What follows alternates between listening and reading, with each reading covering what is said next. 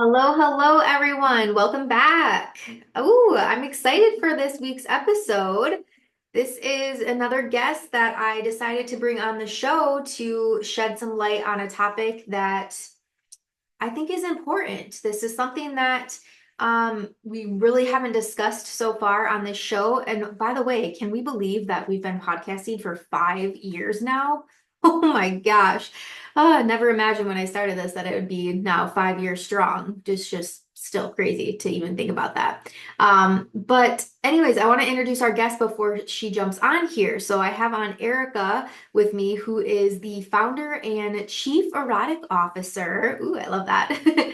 Of Creative Body Release, a philosophy and a methodology that is built upon 30 plus years of body and mind training and educational expertise.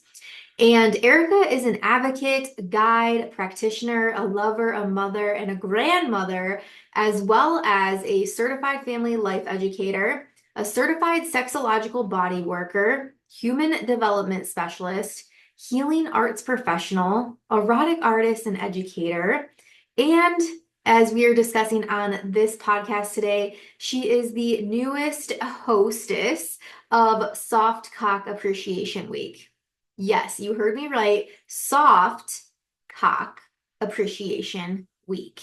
An entire week of the year dedicated solely to honoring and worshiping and valuing soft cock. So, a little bit more about Erica. Her life's mission really pivoted from equity in education systems to equity in healthcare after the sudden death of her fiance to undiagnosed diabetes, in which sexual function was the main hidden tell.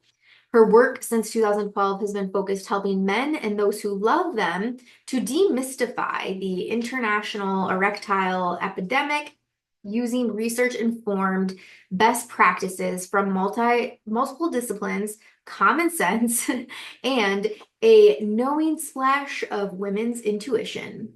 Oh, I love, love, love that intro. As you can tell, Erica has a wealth of knowledge and guidance that she's going to be show for us today. So, oop, if you just heard that little ding, ding, ding, that means she's in the waiting room. So let me stop yabbing here. I'm excited to bring her in. And without further ado, all right, welcome, Erica. Thank you so much again for coming on the show today. My pleasure. I'm so happy to be here.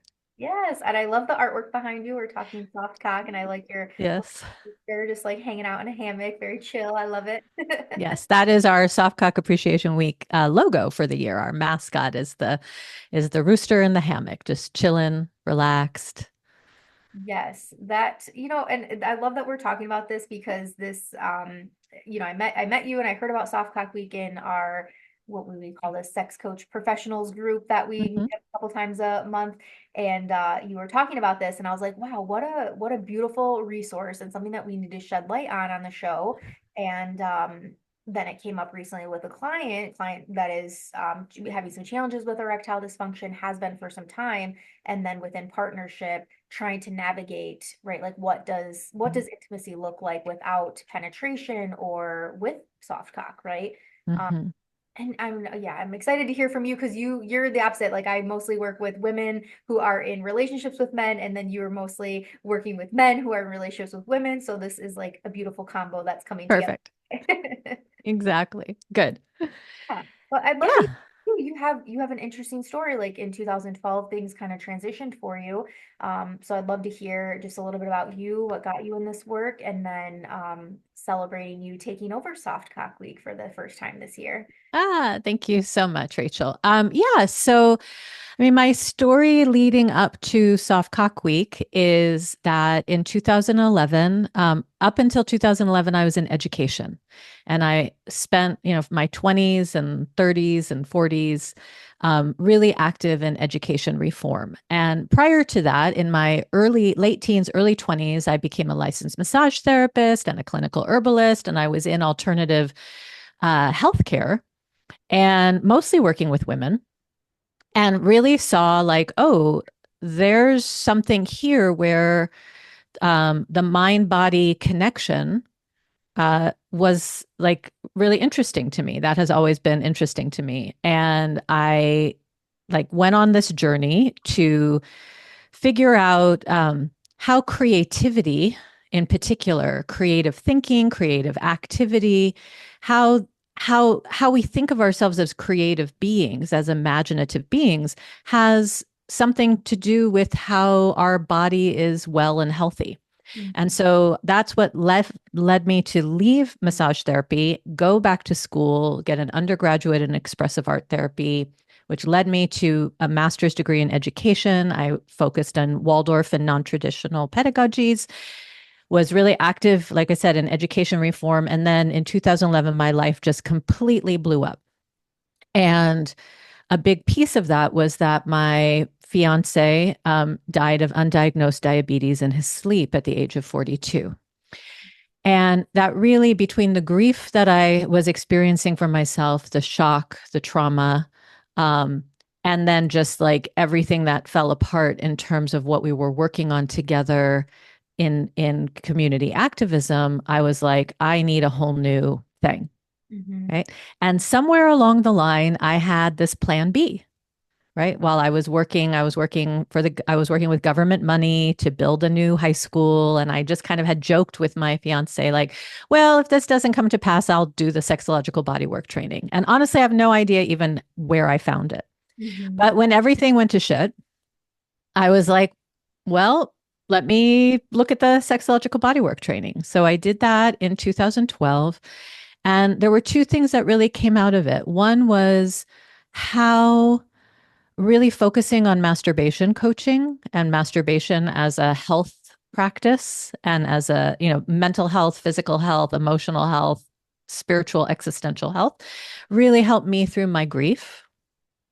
So it was personal. But also, what I found, Rachel, was that a lot of the people that I was meeting and more as I was in this world of sex coaching and sexological body work and intimacy professionals, was that there were a lot of people who were really focusing their work on people with, who are female identified, born female at birth, have vulvas, or we're working more in the trans, and I'm on the West Coast, so maybe that's part of this too, but we're working more in like the trans non-binary queer world, and that there weren't that many people who were addressing what was going on for, predominantly cis men, and I would say cis het men that also are kind of like exploring and open to what's beyond heteronormative Mhm. um, concepts, I guess, Mhm. for lack of a better word.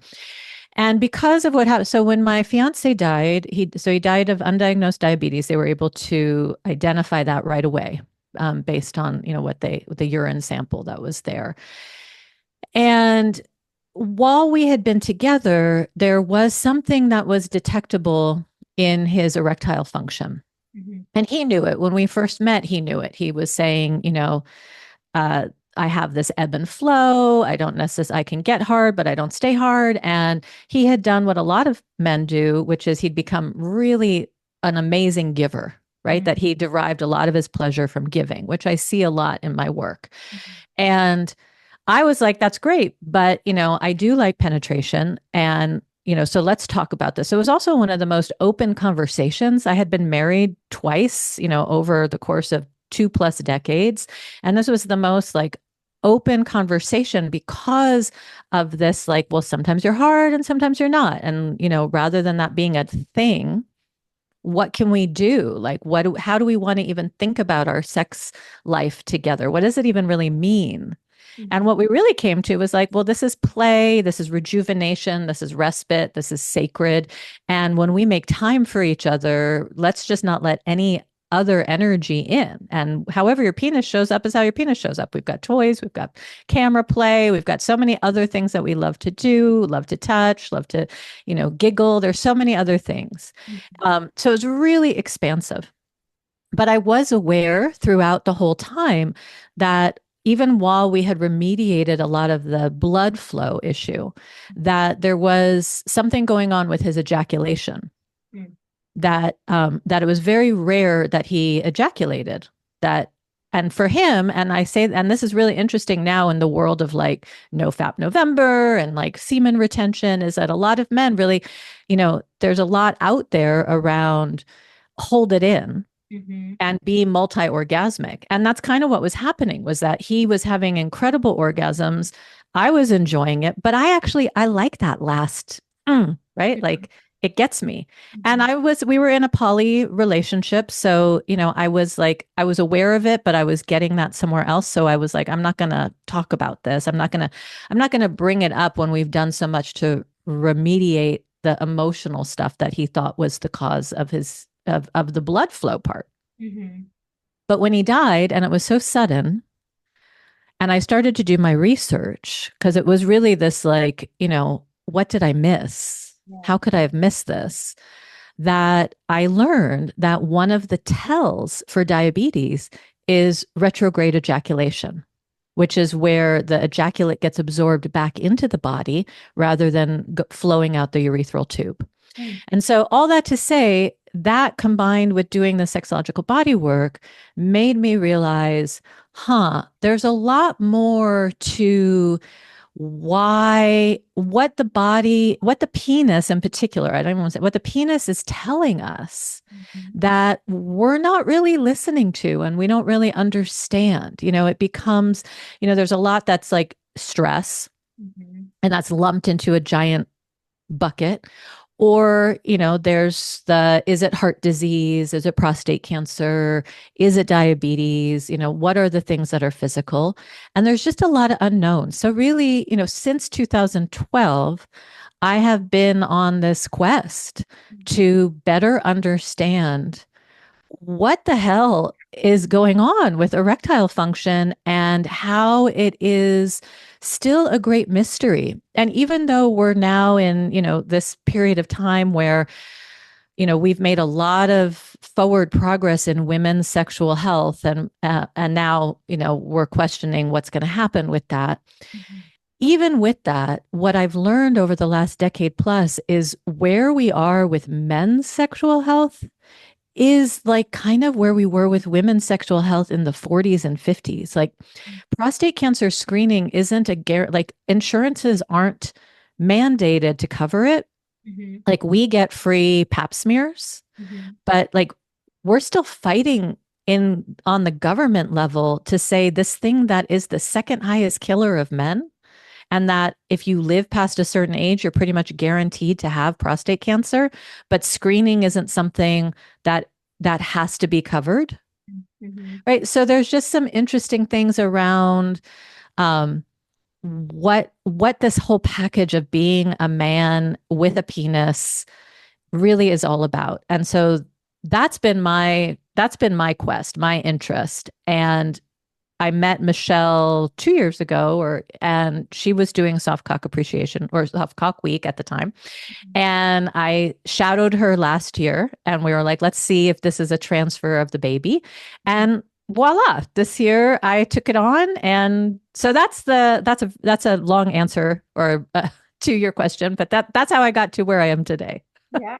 I mean, thank you so much for all that detail and, for being vulnerable enough to share your story. I know that's very Mhm. heartfelt and that, that comes from a deep, Yeah. but I mean, yeah, I think it's people that have lived experiences like you do that can really, right? You really have the motivation, the passion behind it to want to seek answers. Yeah. It's something bigger for you. And I think yeah, that's wonderful, right? Like turning the trauma into triumph, if you will, Exactly. goes. But even just that, right? Like that story that you just shared, how many other men, right, are having things going on with their penis or with their ejaculation that they're feeling shame around, that they're not sharing with their partners or they're not telling their doctors about. Hmm. And I think that goes hand in hand, right, for women that are experiencing low desire or like vaginal related things. But for men, I feel like the male identity is so attached to their penis and how their penis is functioning. You know, Exactly. locker room talk and sex talks that they got, porn that they see, like there's so much pressure on the penis. So for a man, when things start working not how the movies are, are telling them that Right. it's like, oh shit, like I don't want to tell anybody this. And then right, what happens over time if this is a major issue and it is, something physical and even if it is something mental that's contributing to Hmm. that. Um, so yeah. Exactly. Exactly. I think that there's a lot of I call it cock confusion. Mhm. Um, right. There's a lot of, also. Am I allowed to be, you know, attracted to a woman that I see? Am I allowed to, and most of that is no, right? In the sense of, the penis is a sensory organ and is wired, if we were just living in our mammal form, our human mammal form, I mean, it's wired to respond to external stimuli as well as internal stimuli. You and I are lucky in that we don't have an obvious sensory antenna. I can eat something that's delicious or hear something that's amazing and turns me on, or read something, and I may feel some engorgement in my clitoris. I may feel some engorgement in my labia, but I'm not having to dissociate my experience of the senses from my body because of my fear that my normal human reaction to sensory stimuli is going to do something that then says to other humans in my space, that's not, you're not supposed to, you're not supposed to have an erection in this situation, in this situation. So really, one of the things I've seen, Rachel, is that, and this comes from my work in education, is that from a really young age, we're really asking people in penis bodies to start pretty dissociating and delineating, I guess you could say, like, what is sex where this is allowed versus the whole rest of the time that I'm in a body. Mm-hmm. And so, that's been an interesting piece for me of like demystifying this why, really the question for me has been, why are the numbers as high as they are? Why are we saying, between 30 and 50% of men at midlife are going to have a body part that is not fully functioning? Mm-hmm. Mm-hmm. Right. That's really been my underlying quest, because I am a researcher and I'm super, I like to have like an essential question that drives me. And the essential question that's been driving me is really, you know, I don't think there's any other part of the body that has the number as high in Mm-hmm. terms of proportion. They're saying like, it varies, the research, but more or less it's like proportionate to age. So, if we said, well, 50% of women are not going to have a functioning liver at 50, Right. we wouldn't just be like, well, here's Viagra, right? Mm-hmm. We'd be looking at more like, what are all the contributing factors to this and how do we remediate it? Mm-hmm. And so that's really, those are the elements that I get curious about. And I think a lot of men are, when I look at those rates, we have to really look at the whole picture of, what does it even mean to be, a little boy, an adolescent, a young man, looking through the lifespan to Mm-hmm. see what is that. And I think, it's interesting right now to have done Soft Cock Appreciation Week the week after the election, Mm-hmm. where I wasn't really sure, would people show up? What's the energy going to be? But I got to be in this really beautiful bliss bubble of hanging out with men in their vulnerability. Soft cock appreciation is not just about the penis. It's really about, that most of the time men are walking around soft, Mm-hmm. Mm-hmm. right? Yeah. Yeah. So, there's an element of how do we appreciate, like I said, sort of that split, because what happens for a lot of men and their partners is, it becomes, we're not turned on.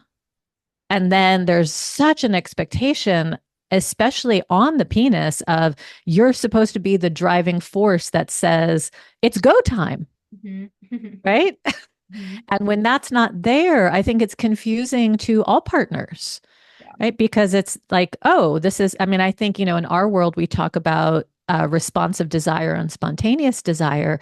And that's really what I think I see a lot, is that a lot of men are used to, this is the thing I don't have to think about. My penis just comes on. And so there it is. Mm-hmm. Um, and a lot of partners are like, this is the thing I don't have to think about, because, his penis just comes on and there it is. And then when that isn't happening, then we have to really do a whole switch around, you know, the conversations that I think are a little bit more normalized for people with a vulva, right? Which is like, what does turn you on?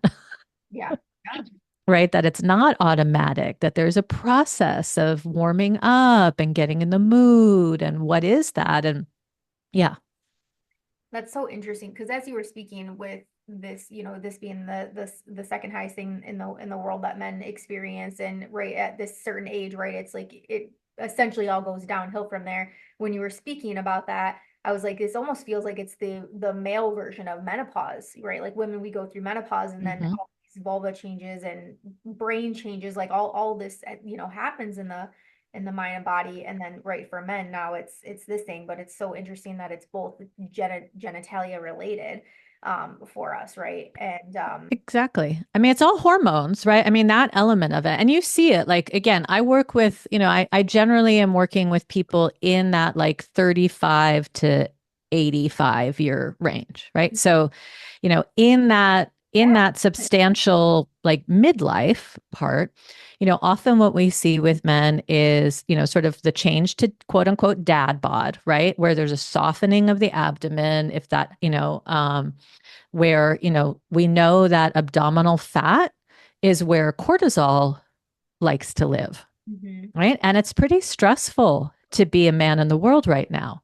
And so, and then the more cortisol you have, then you're looking at uh, less erectile function, Mhm. Mhm. right? There's, the more your body is making the cortisol, adrenaline hormones and not as much the oxytocin, serotonin hormones. Plus, you do have, the lowering of testosterone. So in that, like, in that period of time that we could call andropause, right, which is similar to menopause. And I think there is a peri-andropausal period. I mean, I haven't seen much research on this, but just from my own observation, I think, there's definitely something that's happening, especially, sort of men who become dads. Mhm. Like there is something about kind of what's happening in that role that changes because your hormones are being impacted by little human hormones, and the hormones of your partner. Mhm. So there's, some things that happen there. And then we know that testosterone decreases, and there during soft cock week we have one of the interviews that's there is with a functional medical doctor talking specifically about low T, because that was a big question that I had, is like, I hear it, what is it, what can we do for it? um, but we hit that, as men definitely have that cycle. And I think we're just, we're not talking just in the same way that we're just starting over this last decade plus to really have these conversations about menopause. I think the next wave for men's sexual health care is to be more open about, oh, yeah, like this is really happening. And, it's not just you. I think a lot of men are just feeling really isolated in this. And that was a big piece for me about the way that I curated Soft Cock Appreciation this year. Is I really wanted to have men who facilitate men's groups. So I have a Mhm. couple different men who facilitate men's groups to talk about how we get over this isolation, because especially in the world of prostate cancer, they're doing really incredible work around supporting men and giving men places to talk about their journey, learn from each other. I mean, it's really incredible what's happening in that sphere, but we need that more preventatively. Mhm. And it's hard to get men to talk to each other, hard to get partners to talk with each other. Mhm. Yeah, absolutely. And I mean, I was just thinking, like, I'm keep looking at the logo behind you, Mhm, and the rooster in the hammock, and then thinking about, let me pull it up so I don't say it wrong, but your mhm. tagline for this year was take a penetration vacation to explore the wisdom your body is trying to tell you and the possibilities it has to share. And I love that, especially that last part, the possibilities that it has to share, because I think when, as you're saying, you help to normalize soft cock, and not to derail myself from my thought process, but even just those two words together, soft cock. I think in how do I even say this? Like when I think, I'll share my person, when I think cock, I think like hard dick, right? Mhm. when you're putting Right. the soft and cock together, like it feels so contradictory, but I also love it at the same time because that's the energy that you're trying to get, like having that same energy, having that same love and appreciation for a hard cock, right? Mhm. Also for a soft cock. Um, Let me digress from that, but Yes. Yeah, no, and I think let me just say too, just for a second, that like I also really like that you're naming that because one of the things that I learned in having more connection and relationship with people who are exploring the non-binary spectrum is that, cock is an energy Mhm. too, Mhm. right? And like, I have a cock energy, Yes. right? I don't have a physical cock, but I have a cock energy. And, to me, one of the reasons, because not everybody, resonates with that word. And that's one of the things that I bring up in each of the interviews this year is this your word? What is your word? But I like cock because it is this element of, the rooster really is the like, Mm. wake Mhm. up and pay attention, is one thing, which I think is an important part of like the penis.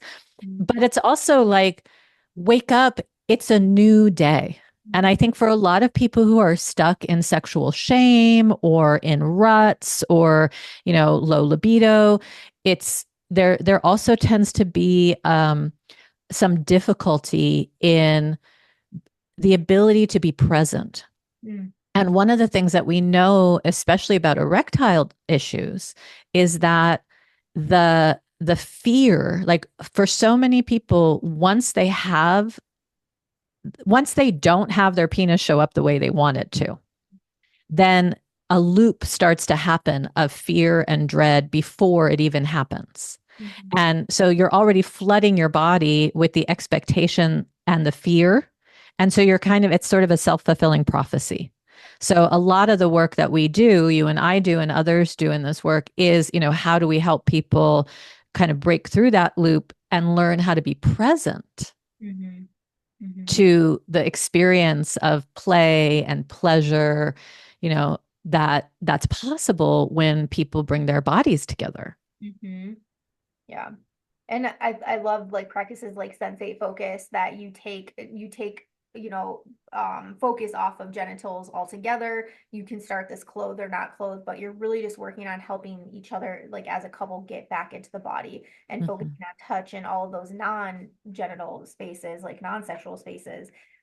Though I tell people all the time, I'm like, you can make a back massage sexy, right? Like I Right. your forearms and like play with your fingers and make that sexy.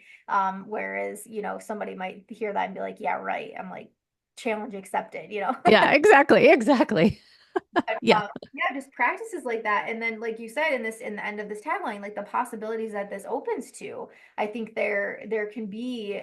I'm just even thinking of my own sexual experiences, like how many times like we've been able to explore, and you use the word play and like and fun and just and have that back and forth, that banter, that exploration, that giddiness behind it, even in exploring each other and just having fun again. And then right, like not I'm not thinking, is he hard, is he not hard, and he's not thinking, is she turned on, is she not turned on, like you're just in that space, in that flow.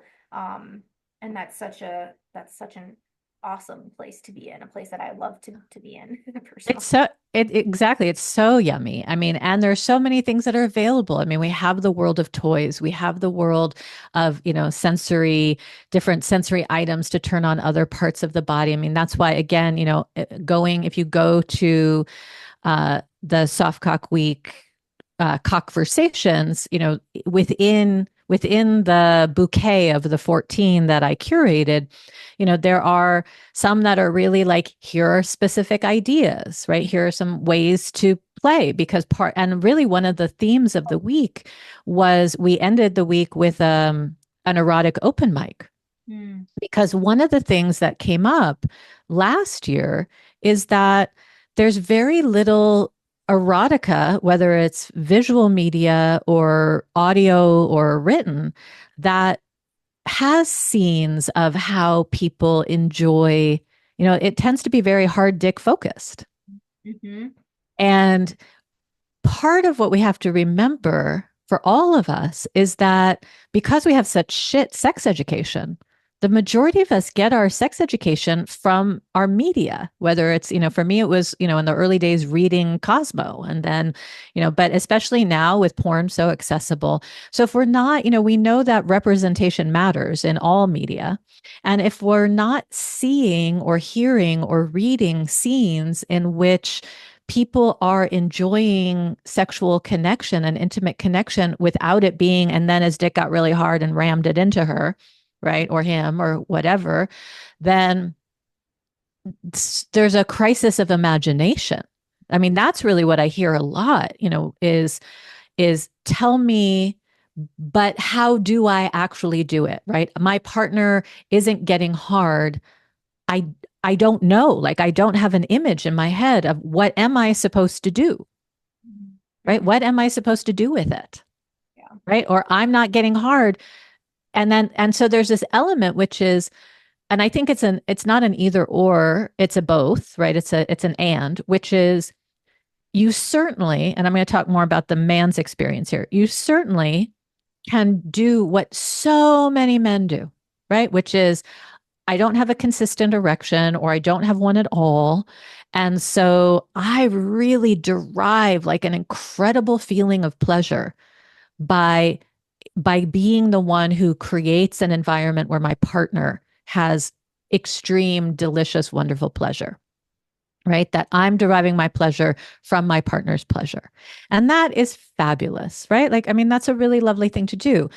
But if we're talking about the fact that the penis is part of the overall well being of the human body, that's where I kind of step in and say, yeah, but let's get some increased blood flow there. Let's get some nerve touch there. Like let's not get so focused on the I'm a giver that your penis is kind of just along for the ride of the mouth or the ride of the hands or the ride of the eyes. Like let's also, what are the ways that that you in your masturbation practice and a partner in learning new technique can feel, I like the words Lee Jagger uses, confident and competent in what you do with your hands, in what you do to actually help engage what's going on with the penis in a way that maybe could be helpful, right? That there's more to learn there. So a lot of times what I'm working on with people is technique of, I mean, I love to take a soft penis and use it as like a vibrator, right? There's something really incredible about when the penis is softer, being able to hold it and have it be not that hardness, but be more, as I like to call it, like, flippy floppy. But, if there's arousal running through the body, then the glands, the head of the penis is very, you know, uh, ripe, and having that like clitoris to glands connection can be like supercharged and super orgasmic, right? If we think about orgasm as the nerve, as the nervous system, erection as the cardiovascular system, and ejaculate as like the fluid system, that they're three. I think I always like to make sure at some point when I have a conversation, we remind people these are not all one thing, right? Because when we dissect them, when we take them apart, then more possibility in terms of the possibilities it has to share, more possibilities become open. So, so all that to say there's adding things in, like there's the toys, there's all these different things, and also the possibilities of exploring more what outer course is that includes the genitals, right? Or even being able to have a little bit of stuffing or a little bit of other sensation. Mm-hmm.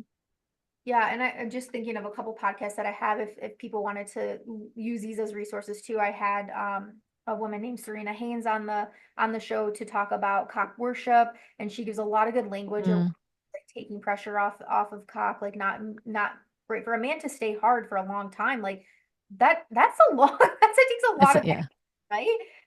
And so if you're doing something like a cock worship, like honoring the fact that they are going to get hard or get soft, rather like normalize that, yeah, encourage that, in fact, like just allow them to relax and just feel and to be in their bodies with no shame attached. And then when you were talking specifically around technique, something like tantric penis massage, same thing, like a person that's experiencing, a tantric penis massage where it's a very long, drawn out thing. It's not, and I think this is part of it too. We have to change our mindsets from like, I need to get from A to B, like right to Hmm. orgasm as quick as possible. And then this thing is done, like really trying to scale back and enjoy our time and enjoy the experience. And so yeah, something like tantric penis massage, like that's generally going to be a more of a lengthier process. And so Yeah. and just helping to eliminate shame from people, from men specifically, like feeling that need to perform. And I like that you spoke to specifically, like if one incident happened in the past and that's replaying, you're flooding your body with all of those feelings, right? Your body stores that, your body remembers that, whether consciously you're remembering it or not. And that's where I think sometimes people are like, no, I'm not thinking about that one time I didn't get hard. It's like your body probably is. So, Hmm. this is where sex therapy or sex coaching can definitely come into play to help with that. Absolutely. Absolutely. Being able to, um, it's like, I think of it like sports psychology, right? You just, if I was trying to make a 3-point shot, I wouldn't be imagining all the ways that I've missed. I would be imagining, the success. But again, we have to expand what success even means. One of the things that I see a lot, um, that is I think helpful for partners to know too, is that for a lot of men, I mean, it is supernatural, right? The ebb and flow, we call it the ebb and flow, right? Like it's so natural for the penis to get hard, to then subside, to get hard and then subside, to get hard. If we hang out with it long enough, right? If we're putting pressure on it or we don't have a lot of time or whatever it is, I mean, sometimes quick is great. Don't get me wrong, right? But if we're taking time to linger, then to have that expectation, to have that image of like we're riding some waves. And, sometimes the waves are like giant and big, and sometimes they're like little ripples. But, if we're surfing together, if we're boogie boarding together, then there's no the pressure, it's not a pressure thing. But what I see a lot that happens is that it's very, very common when you change positions for Yeah. there to be a change in erectile flow, right? So maybe things have been going really well for a little while, and then there's like you're just been in this position for too long because you're talking about blood flow, right? And what would be ideal would be to change position, but then there's this like, oh my gosh, when we change position, then I'm going to lose some erection. And I think the other thing that I notice happens is once the penis gets hard, I think a lot of partners um, forget that like the rhythm of the encounter isn't like foreplay, penetration, done. Right. And that's why I like out of the world of intimacy coordination, intimacy choreography, we talk more about outer course and inner course. Mhm. Right. And that it's all, if sex is the umbrella, then, inside of sex are outer course and inner course. And that um, when you're changing position and if there's some loss, instead of like, oh, I'm kind of struggling to get hard again, and like now do a little oral or do a little hand stuff or like help the penis to return and then go back to penetration, as opposed to like, well, now that I'm laying on my back and he's moved on to standing up, I'm supposed to just lay here while he fumbles around feeling like, wait, I was just hard and now I'm not hard. Right. That there's a lot more opportunity. I mean, I love what you said, sort of about cock worship. Like there's just a lot more opportunity to tune in to your partner's body and be more active in this magic. I mean, one of the other logos that we have for this year is the squid, Mhm. because I was looking at the emojis and I was like, we have a lot of emojis for hard dick, right? We Mhm. have the eggplant, we have the rocket. I personally like the little joystick. There's we have the banana, we have the corn. I mean, there's so much for hard. And I was looking through the emojis to be like, well, what's the emoji for soft, for a soft penis? And I saw the squid and I was like, oh, that's totally it. Right. Because the squid is soft. It's also one of the smartest invertebrates that there is. And I think the penis is super, super smart. I mean, there's so many clients who've come to me and it's not It's not medical and it's not like other types of like work stress or life stress where they tell me about what's going on with their relationship. And I'm like, if I was your penis, I wouldn't show up to that party either.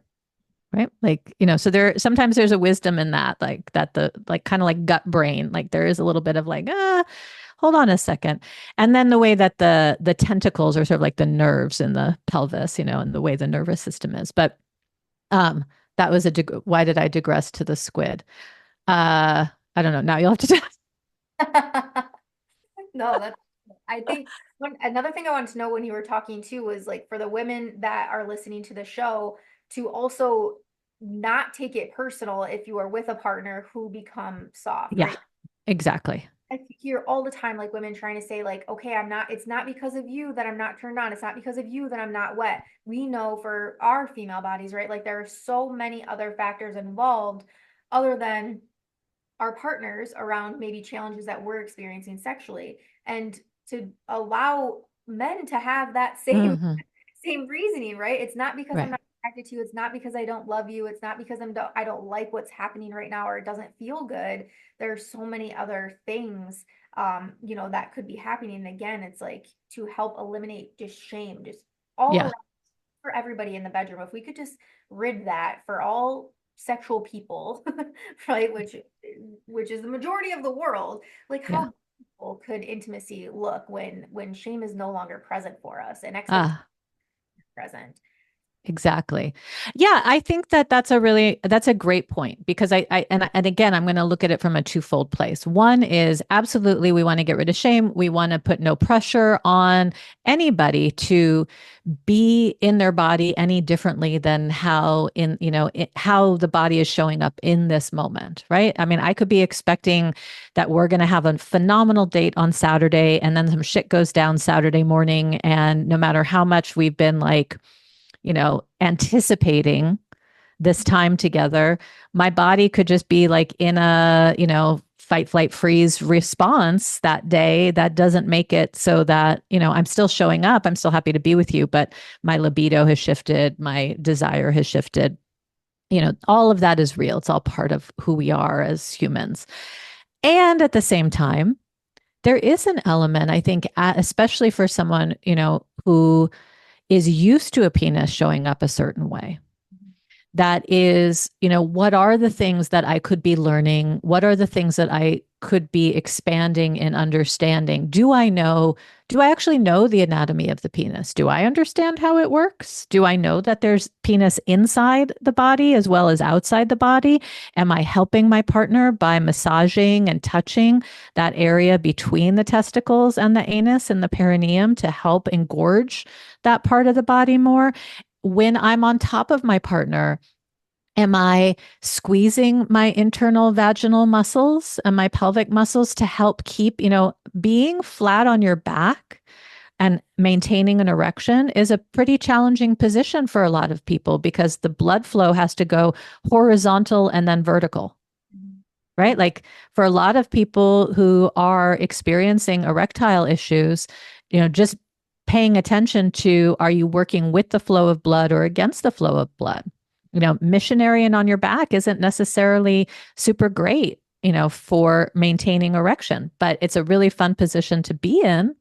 It's really nice to have someone on top of you. So is there something that for me having a vagina, having somebody inside of me, am I am I and for me this would be working with a dildo first, like am I practicing how to essentially give like a good hand job with my vagina, right, to help my partner stay a little bit more engorged in positions or like so that what there's just that whether it's your hand or your mouth or your vaginal walls or your anus or whatever it is, that there's also I think the more we understand how engorgement works as spongy tissue, then the more we can be helpful play partners because it's like, ooh, I can feel that you're starting to subside. So I have this trick, that I can do, or I have this thing that I can do, or like I'm feeling like you're still engorged closer to my cervix, but I can feel that you're losing a little bit of blood engorgement a little bit closer to the base. So, let me do a couple little low Kegels down here. So there are things that we can do, that are fun for us. It's good tone for us too, to keep ourselves toned, Mhm. and also be in the place of, if none of this is showing up, that's okay too. Right. And I think, the other thing I want to say for partners is all of the information that's on Soft Cock Week, on all the conversations that we did, it is about, it's about that it's okay to not show up hard and how to expand intimacy. Um, and I think that there are a lot of, all that my bent and Michelle's bent is about, this male sexuality. But, I've always kind of jokingly said, someone needs to make a dating app for men with ED and women with vaginismus, right? Like, that there's another reality that's out there, which is that there are a lot, and I have to say this to men a lot, who are living with shame, is that there are a lot of women who don't like penetration, right? Where that's not the way that they get their enjoyment. And there's a lot of pressure on women as well to to be to to be people who want that. Mhm.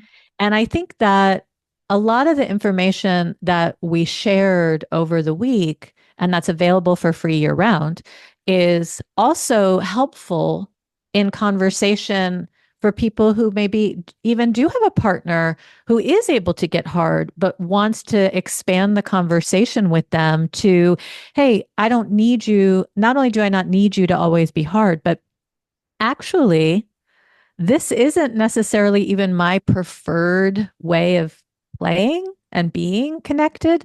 So let's look at some of this material together. Let's listen to some of this material together and see if there's some ideas that we can take away, that can make it so we're both feeling, excited and juicy with the time that we have, and that no one is in a state of fear or dread, or I'm doing this for you, but I'm not really in it. Mhm. Yeah. Yeah, and even just that, like to be vulnerable and being able to share that with a partner, I think would be huge for a couple.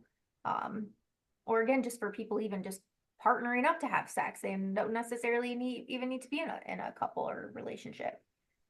But thank you, Eric. Like this was Mhm. a wonderful episode, and I'm very excited. I think we'll have a lot of listeners with this. I think it'll be a great resource for people.